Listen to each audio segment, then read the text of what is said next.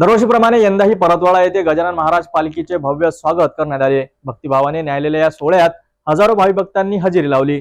संपूर्ण माहिती आमच्या प्रतिनिधींतून जाणून घेऊया।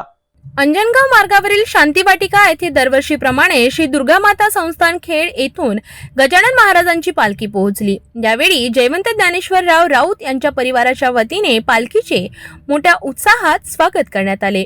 मागील 15 वर्षांपासून ही परंपरा अखंडित सुरू असून यंदाही हजारो भक्तांनी पालखीचे दर्शन घेतले व महाप्रसादाचा लाभ घेतला।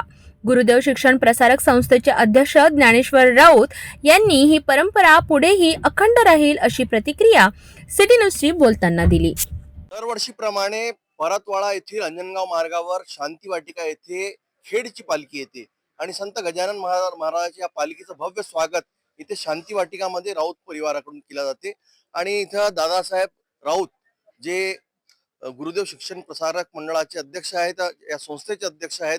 आपण जाणून घेऊया कसं काय स्वागताचं। आज दरवर्षीप्रमाणे परतवाडा नगरीमध्ये आमच्या संस्थेचे जे सचिव आहेत राऊत साहेब यांनी दरवर्षी दुर्गा माता संस्थान खेड या गजानन महाराज माऊलीचे पालखीचे दरवर्षी मोठ्या उत्साहात पालखीचे स्वागत केले जाते आणि आजूबाजूच्या परिसरामध्ये सर्व भक्तगण इथं उपस्थित राहतो आणि आनंदमय वातावरणामध्ये सर्व परिसर हा दुमदुमून जातो।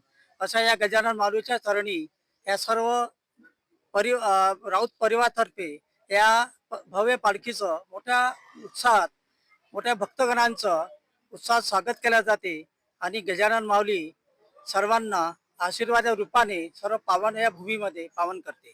आई वडील जे होते ते पुण्यात्मा होते, त्यांनी जे संस्कार टाकले त्या संस्कारातून पालखीची यात्रा सुरू केली आणि म्हणून पालखीवाले आले म्हणजे अत्यानंद होतो।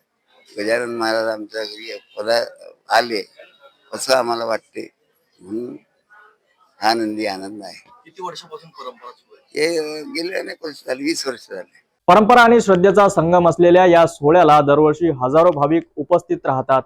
पुढील वर्षीही ही पालखी यात्रा अशाच भक्तिमय वातावरणात पार पडेल अशी अपेक्षा आहे।